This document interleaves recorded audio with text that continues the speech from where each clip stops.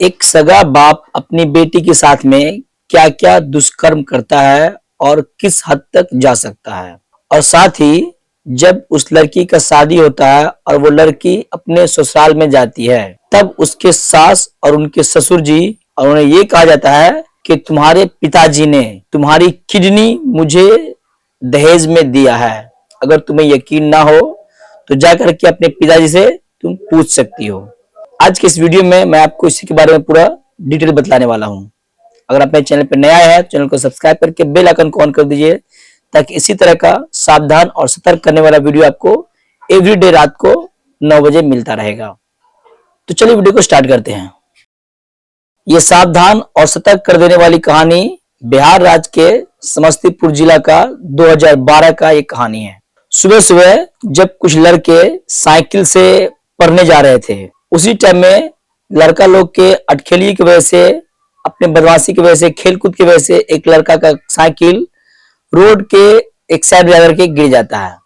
और जब वो लड़का अपने साइकिल को उठा रहा होता है, तब थोड़ा सा दूरी पे झाड़ी में कोई चीज उसे दिखलाई देता है। वहां पे वो ये देखता है कि किसी इंसान का डेड बॉडी पड़ा हुआ है और एक पागल इंसान उसको चबाने की कोशिश कर रहा है। जैसे ही ये चीज देखता है, वो उसके होश उड़ जाते हैं और वो फौरन ही लोगों को खबर करता है और फिर मौके पे पुलिस को बुला लिया जाता है। जब पुलिस आता है, तब तक वो पागल इंसान उस डेड बॉडी के साथ में कुछ ऐसा ही कर रहा होता है, उसको चबाने की कोशिश कर रहा होता है। जब पुलिस वाले इस दृश्य को देखते हैं तो वो हक्का बक्का रह जाते हैं और फौरन ही उसको वहां से भागने के लिए बोला जाता है। ये क्या कर रहे हो तुम? सारे के सारे पुलिस की टीम उसके पीछे भागती है। जैसे ही वो लड़का पुलिस की टीम को आते हुए देखता है, वो वहां से फौरन भागने लगता है, लेकिन पुलिस उसको दौड़ा कर किस तरह से पकड़ लेती है। और जब पुलिस की टीम उस डेड बॉडी को देखता है तो उसे समझ में आता है कि ये डेड बॉडी किसी महिला की है। उस पागल लड़के से पुलिस उस तरह पूछताछ करती है कि तुम यहाँ पे क्या कर रहे थे? तो वो कुछ बोलता नहीं है, लेकिन उसके पड़ोस में खड़ा हुआ कोई दूसरा लड़का जो होता है, जो उसको थोड़ा बहुत जानता है, वो ये कहता है पुलिस वाले से कि सर, ये लड़का कुछ कर नहीं सकता है, ये तो पागल लड़का है। इसको तो जो भी कुछ मिल जाता है खाने के लिए, लोग कोई दे देता तो खा लेता है, और अगर कोई नहीं देता है तो अपने भूख मिटाने के लिए मरा हुआ जानवर, चूहा, छिपकली, कोई भी चीज, जो चीज को मिलता है खाने के लिए, उससे वो अपना पेट भर लेता है और ये खून नहीं कर सकता है। इस बात पर पुलिस का टीम उस इंसान को खूब झाड़ फटका लगाता है कि तुमको कैसे पता कि ये ऐसा नहीं कर सकता है? इस डेड बॉडी के साथ में ये क्या कर रहा था? उसको चबाने की कोशिश कर रहा था। और ये बोल करके उस पागल लड़के को पुलिस वाले पुलिस वैन में बिठा करके थाने लेकर के लॉकअप में बंद करते हैं और फिर उससे पूछताछ करते हैं। और जब पुलिस वाले इस बात की तहकीकात कर रहे थे, तफ्तीश कर रहे थे, आसपास के थाने मालूम करवाते हैं, तो पता चलता है कि समस्तीपुर जिला के एक थाना में एक लड़की का मिसिंग रिपोर्ट दर्ज करवाया गया है, जिसका हुलिया, जिसका फेस इस लड़की से मैच करता है। फिर फौरन ही पुलिस वाले उस लड़की के ससुर को बुलवाते हैं। जब बुलवाते हैं शनाख्त के लिए, तो वो लड़की के तो नीलम के जो ससुर होते हैं, वो उस लड़की को पहचान जाते हैं कि हाँ, ये मेरी बहू है और इसका मिसिंग रिपोर्ट हम 2 दिन पहले ही लिखवा चुके थे, ये उसी का डेड बॉडी है। तब पुलिस वाले उसके ससुर, जिसका नाम होता है भूषण सिंह, उससे ये पूछते हैं कि आपकी बहू की मृत्यु कैसे हुई? तब उसके ससुर बोलते हैं कि भाई, मुझे तो पता ही नहीं है, मेरी बहू तो अपने पिताजी के लिए, मतलब अपने मायके जाने के लिए निकली थी और उसके बाद उसको कोई पता ही नहीं चला। तब जाकर के हम 2 दिन बाद थाना में कंप्लेंट लिखवा दिए कि ऐसा हादसा हुआ है, मेरी बहू मिल नहीं रही है, और आज उसका डेड बॉडी मिला है। उसके बाद पुलिस बारी बारी से नीलम के ससुर, पहले तो नीलम के ससुर भूषण सिंह को बुलाते हैं, उससे पूछताछ करते हैं। उसके बाद नीलम की सास सुनीता सिंह को बुलाती है और फिर सुनीता सिंह से पूछता जाता है कि आपको पता है कि आपकी बहू की हत्या कैसे हुई? तब सुनीता सिंह भी बोल देती है कि मुझे इसके बारे में पता तो नहीं है। और जब पुलिस वाले से ये पूछते हैं कि आपके संबंध आपके बहू के साथ में कैसा था, तब सुनीता, नीलम की सास, ये कहती है कि मेरे संबंध तो मेरे बहू के साथ बहुत अच्छे थे, हमने किसी जन्म में कोई अच्छे कर्म किए होंगे जो मुझे ऐसी बहू मिली थी। इसी तरह से जब सुनीता के हस्बैंड, जिसका नाम होता है सज्जन सिंह, उसको बुलाया जाता है, तब सज्जन सिंह भी यही कहता है कि हमने पिछले जन्म में कोई अच्छे कर्म किए होंगे, जिसकी वजह से मुझे इतनी अच्छी पत्नी मिली थी जो मेरा बहुत ज्यादा ध्यान रखती थी। और फिर नीलम की ननद को बुलाया जाता है, तो नीलम की ननद का भी कुछ ऐसा ही जवाब होता है कि हम दोनों के बीच में जो रिश्ता था वो फ्रेंडली रिश्ता था, झगड़ा का तो कोई ऐसा बात ही नहीं था। इस तरह से चारों की तरफ से जो बयान आता है वो बयान ऐसा आता है कि भाई जो मेरी बहू नीलम थी उसके साथ में हम लोगों का रिश्ता काफी अच्छा था, तो हम लोग उसका हत्या कर ही नहीं सकते हैं। अब पुलिस इस चीज की खोजबीन में लग जाती है कि भाई किसी न किसी तरह से इसको पता किया जाए कि ऐसा हुआ कैसे। उसके बाद उसके कॉल डिटेल को निकाला जाता है तो मालूम चलता है कि कोई ऐसा इंसान है, कोई एक ऐसा लड़का है जो लड़का नीलम से बातचीत करता है। फिर उस लड़के को बुलाया जाता है तो वो लड़का ये बताता है कि हाँ, हम नीलम को पसंद तो करते थे, लेकिन नीलम के पिताजी मुझे पसंद नहीं करते थे और उसका शादी वहां पे करवा दिया गया। तब पुलिस वाले ये कहते हैं कि नीलम वहां पे बहुत ज्यादा खुश थी, हो ना हो तुम ही जलन की वजह से उसे मार दिया होगा। तब वो लड़का जो नीलम का दोस्त होता है उसका नाम होता है शिवा। शिवा पूरा डिटेल बतलाता है पुलिस को, लेकिन पुलिस को इस बात पे यकीन नहीं आता है। वो कहता यह है कि चूंकि जो चीज आपको नीलम के ससुराल वालों ने कहा है नीलम के बारे में वैसा बिल्कुल ही नहीं था, बल्कि इसका उलट ही था। नीलम के ससुराल का कोई भी इंसान, चाहे उसका पति हो, सास ससुर या ननद हो, उससे अच्छा संबंध उसका था ही नहीं। उन लोगों से तो हर वक्त उसका झगड़ा होता था और इसी बात को लेकर के नीलम हमें कॉल करती थी और सब कुछ बता दी थी। इस तरह के प्रॉब्लम में नीलम है। मैंने नीलम से कई बार कहा मेरे साथ भाग चलो, हम यहाँ से कहीं दूर चले जाएंगे, तुम्हें किसी कोने में जाकर के अपनी जिंदगी गुजार लेंगे। तब नीलम ये बोली थी कि चूंकि मेरे सास ससुर बहुत पावरफुल इंसान है, हम लोग कहीं भी जाएंगे तो वो हम लोगों को खोज निकालेंगे और फिर छोड़ेंगे नहीं वो हम लोगों को। इस बात पे पुलिस को यकीन तो नहीं आता है, लेकिन पूछताछ करने के बाद नीलम के बॉयफ्रेंड शिवा को पुलिस छोड़ देती है कि तुम जा तो सकते हो, लेकिन यहाँ से कहीं बाहर मत जाना, जब भी हमें जरूरत होगी तो हम तुम्हें बुला करके पूछताछ करेंगे। उसके बाद और भी तफ्तीश करना शुरू कर दिए पुलिस वाले, जिसमें से उसके कुछ गांव के लोगों से, नीलम के आस पड़ोसी से और फिर नीलम के जो मैका होता है वहां उसके आस पड़ोस से पूछताछ करने की कोशिश किया जाता है। जिसमें से ज्यादातर लोग तो ये कह के टाल देते बात को कि भाई हमको इस पचड़े में पड़ना ही नहीं है, इस झंझट में मुझे पड़ना ही नहीं है। लेकिन एक महिला ऐसी मिलती है जो लगभग में कुछ पोल तो खोल ही देती है। जैसे कि जो महिला होती है नीलम के ससुराल की होती है। ये पुलिस वालों को ये बतलाती है कि जो नीलम का हस्बैंड है, जो नीलम का पति है सज्जन सिंह, ये लड़का शादी से पहले बहुत बीमार रहता था और बहुत ही पतला दुबला हुआ करता था। लेकिन जब से उसका शादी हुआ है, शादी के बाद कुछ दिनों के बाद ही वो लोग 3 महीना के लिए हनीमून पे चले जाते हैं। और जब वो लड़का वहां से वापस आता है तब जो उसकी बहू होती है उसका चेहरा काफी मुरझाया मुरझाया होता था, ऐसा लग रहा था कि वो बीमार है। लेकिन जो उसका पति होता है सज्जन सिंह, वो काफी मोटाया हुआ लगता है, मतलब कि देह हाथ बन चुका है उसका और उसका तबीयत भी ठीक ठाक लग रहा था। इस तरह का चीज वो पुलिस वाले से बतलाती है और ये सही होता है। लेकिन इसमें भी ये पता नहीं चल रहा होता है कि इसके साथ में हुआ क्या है दरअसल नीलम के साथ में। उसके बाद पुलिस अपना तहकीकात को जारी रखता है। साथ ही साथ पुलिस एक बार उस पंडित जी से जाके मिलते हैं जिस पंडित जी ने उस लड़की का रिश्ता लगवाए थे और शादी ब्याह करवाए थे। जैसे ही पुलिस वाला पंडित जी के पास पहुंचते हैं और फोटो दिखाते हैं कि पंडित जी आप इस लड़की को पहचानते हैं। पंडित जी बोलते हैं कि हाँ, हम इस लड़की को पहचानते हैं, इस लड़की का रिश्ता हम ही तो करवाए थे, शादी हम ही तो करवाए थे। तो पुलिस वाले ये पूछते हैं कि इस लड़की का हत्या हो गया है, इसके बारे में और क्या क्या चीज आप जानते हैं, मुझे सब कुछ बतलाइए। तब पंडित जी उसमें जो चीज खास होता है वो खास करके बतलाते हैं। जैसे कि जब नीलम की सास उस पंडित जी के पास में आई थी रिक्वायरमेंट लेकर के कि मुझे इस तरह की लड़की चाहिए, जिस तरह का रिक्वायरमेंट उसके सास का था, उसके सांचा में ये जो लड़की थी नीलम एकदम परफेक्ट बैठ रही थी। वाले पूछते हैं कि भाई किस तरह का रिक्वायरमेंट था, कैसा चीज था कि उसके मांग में वो लड़की ठीक ठाक बैठ रही थी। तब पंडित जी बोलते हैं कि उसकी सास का ये मांग था कि हमें वैसी लड़की चाहिए जिस लड़की का ब्लड ग्रुप मेरे बेटे के ब्लड ग्रुप से 100% मैच करे। लड़की किसी भी जात धर्म की हो कोई फर्क नहीं पड़ता है, लेकिन ये बात बहुत ज्यादा मायने रखता है, कुंडली मैच करे ना करे लेकिन ब्लड ग्रुप का मैच होना बहुत जरूरी होता है। और ये चीज नीलम का परफेक्ट था।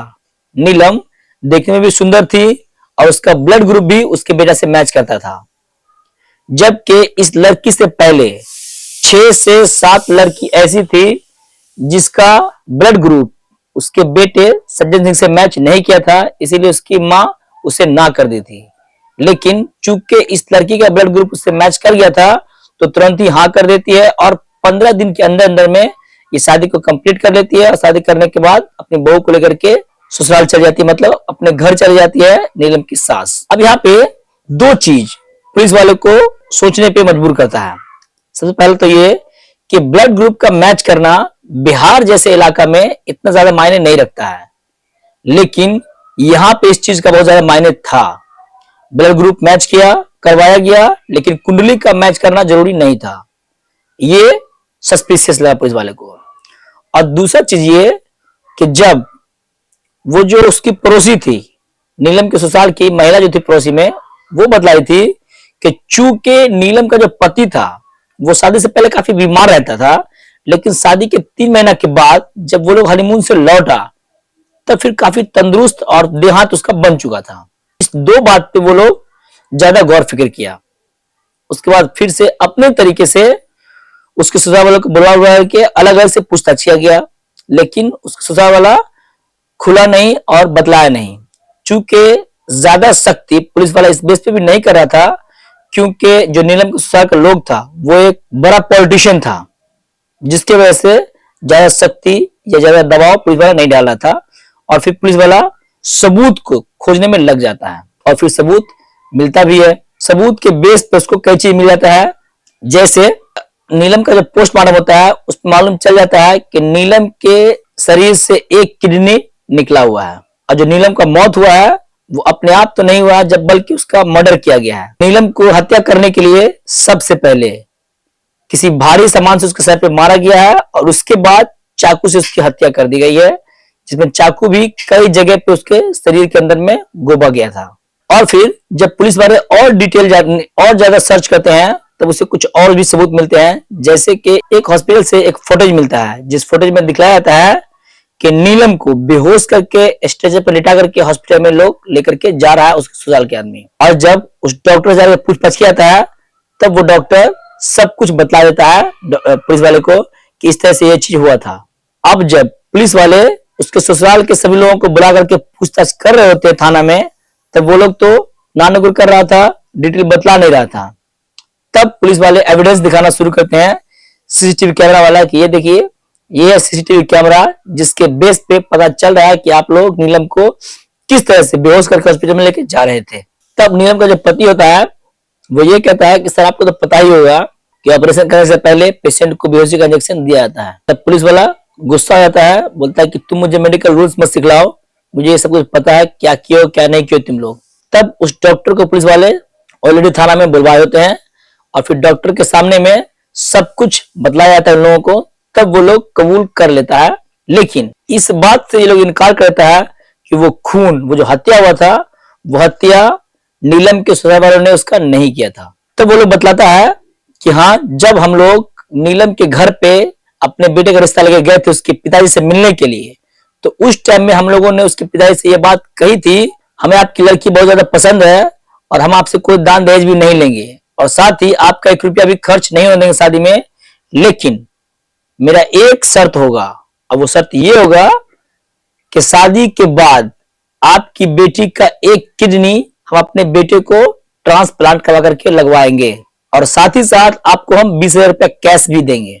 और इस बात पे लड़की का पिताजी जो होता है, नीलम का पिताजी, वो एग्री हो जाता है, मतलब उसकी बात को मान जाता है।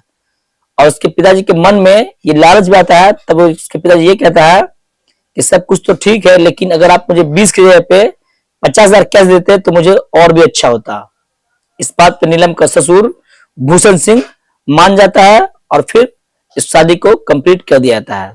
और जब नीलम का ऑपरेशन करने के बाद एक किडनी उसका निकाल करके उसके पति को लगा दिया जाता है, तब जिस दिन नीलम इस बात का विरोध करती है, अपने सास को ये कहती है कि आपको मेरे साथ ऐसा करने का कोई हक नहीं था, आप जैसा किए हैं वो मेरे साथ में ठीक नहीं किए हैं। तब उसकी सास कहती है कि इस बात का जवाब अपने जाके अपने बाप से पूछना, क्योंकि तुम्हारे बाप से ये सारा का सारा बात पहले ही हो चुका था। अगर तुमसे शादी होगा तो कोई दान दहेज नहीं लिया जाएगा, लेकिन दान दहेज के बदले में तुम्हारा एक किडनी निकाल करके हम अपने बेटा को ट्रांसप्लांट करवा करके लगाएंगे और तुम्हारे बाप को इस बात के लिए अलग से पैसा भी दिया गया था।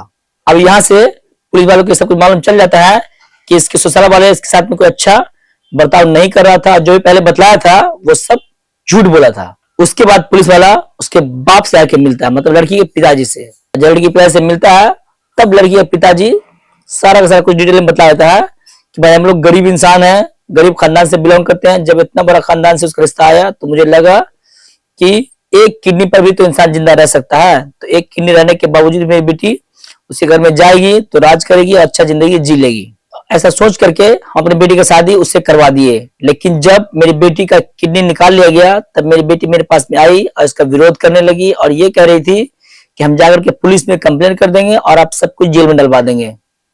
मुझे बहुत ज्यादा गुस्सा आ गया और जब मेरी बेटी जा रही थी यहाँ से तब हम रास्ता में जाकर के उसके सर पे पीछे से कोई भारी चीज से मारे, जिसकी वजह से वो नीचे गिर गई। उसके बाद हम चाकू से उसके शरीर में कई जगह पे जख्म लगा दिए और फिर वही मेरी लड़की वहीं पे दम तोड़ दी और इस तरह से उसकी मृत्यु हो गई।